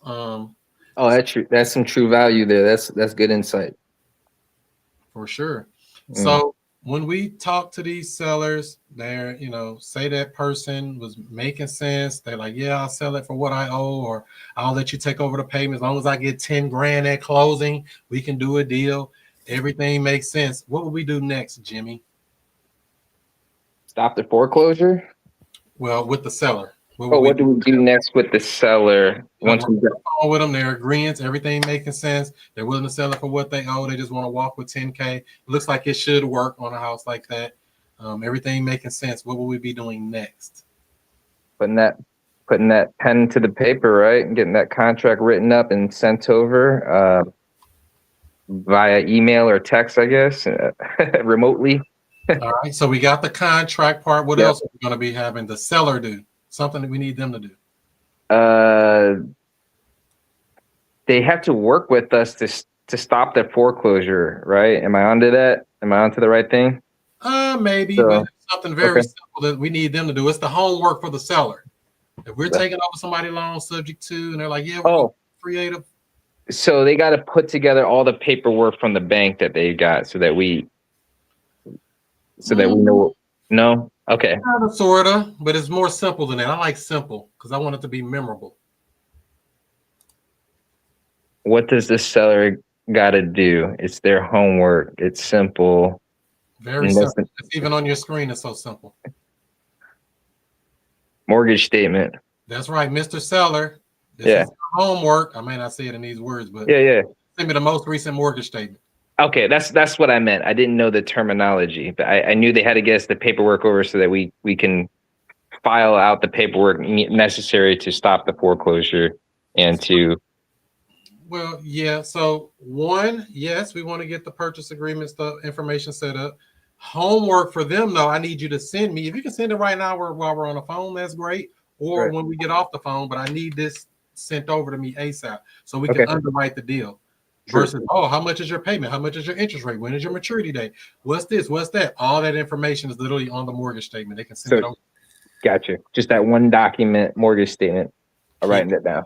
Keep it simple like a pimple. Yep. So, in reality, it may even be 3 documents, but I don't want to make this too complex. The purchase agreement, the mortgage statement, and I will be sending them over that third-party authorization or that authorization to release information, meaning you can have permission to speak to the bank on behalf of the seller if we're going to go that route. But the main basic thing is the purchase agreement, and they need to send that mortgage statement so I can see what is their payment, all of that information. Does that make sense? Yeah, absolutely. Actually, I saw this. That's what Justin did right before me, right in front of my face. So yeah, that's why I wanted to bring it up in the class here today to just make it real simple like a pimple. Got it. The mortgage statement. All right. So there we have it. Any questions, comments, concerns on what we've learned? Why you want that mortgage statement though, Jimmy? A mortgage statement tells me everything I need to do for everything I need to know for the underwriting. Correct.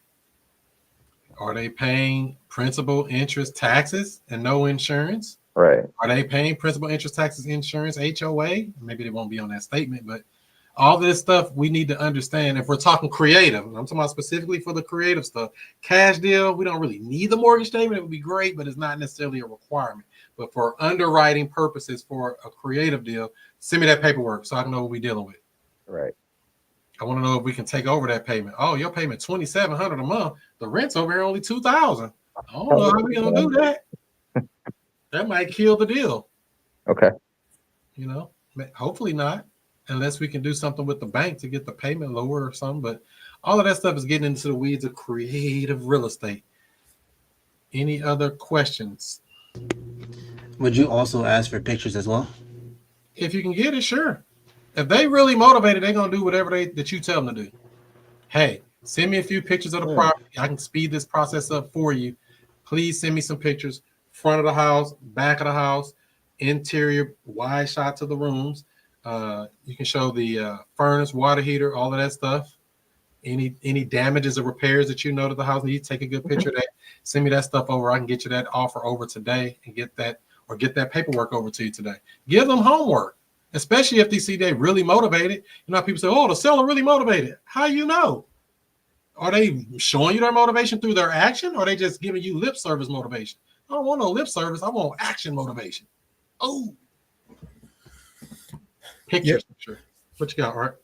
I was gonna say the question you just asked about that, Jay. Like it's a deal I got under contract sub 2 right now.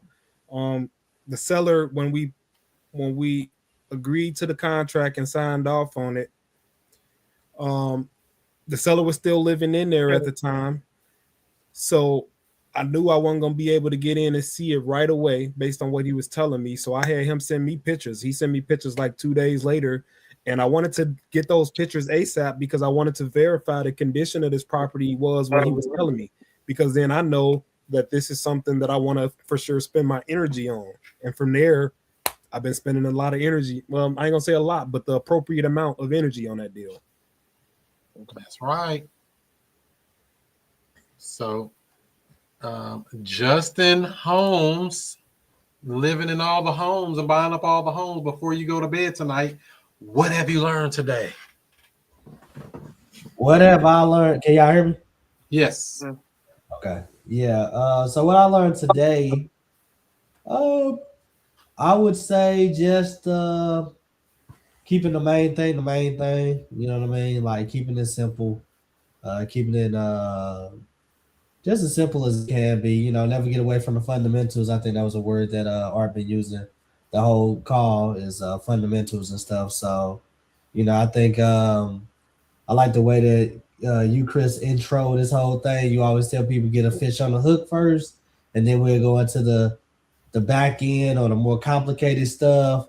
But you know, it all starts from having the conversation, keeping it simple, you know, and knowing how to have that conversation and stuff. And I like that we really stick to the basics with that on these calls. So I say that's what I learned today. Just bringing it back to the basics and stuff for all of us. So yep.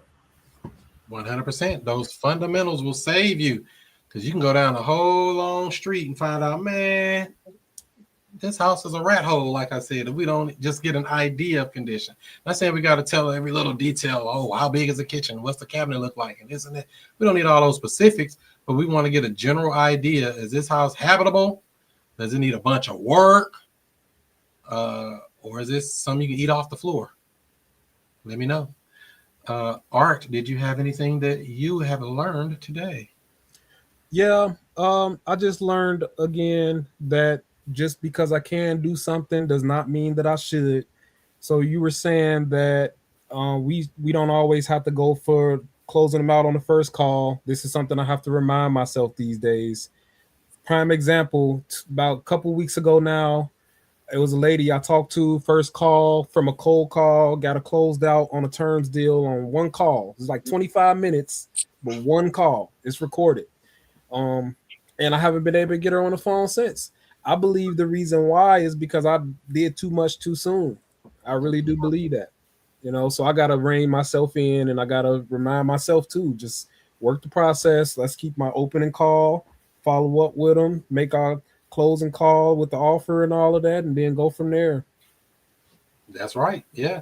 And even adding in what Justin likes to say, is there any reason we wouldn't be able to get this done? Sometimes it's okay to ask that question because they can tell you right there, oh, no, everything good. Oh, well, let me check with my husband. Let me check with my wife. Let me do all these other stalls and tactics that they got for us. We really got to understand these people. I almost be skeptical sometimes when they be like, yeah, we'll do it on the first call. Like, damn, just like that? I don't know. I mean, I've closed several like that, but something I would prefer to have multiple calls because I want them to feel like they know me.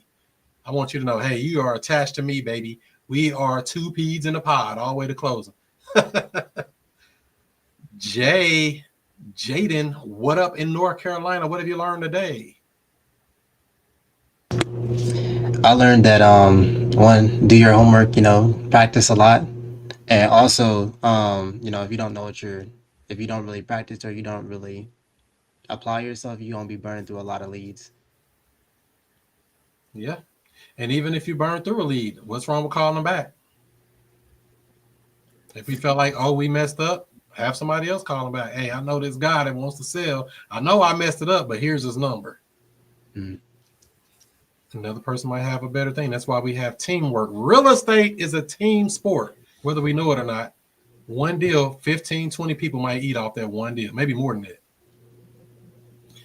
All right, Mr. Jimmy. What have you learned today? Fundamentals are important. Need to practice those for sure. No matter what level you're at, you're absolutely right. Got to keep working on that. What else have I learned here? And I learned a lot. It's hard to push it out. Yeah. Right. Take notes. Come on with it, Art. Yeah. Copious notes. No, the mortgage statement.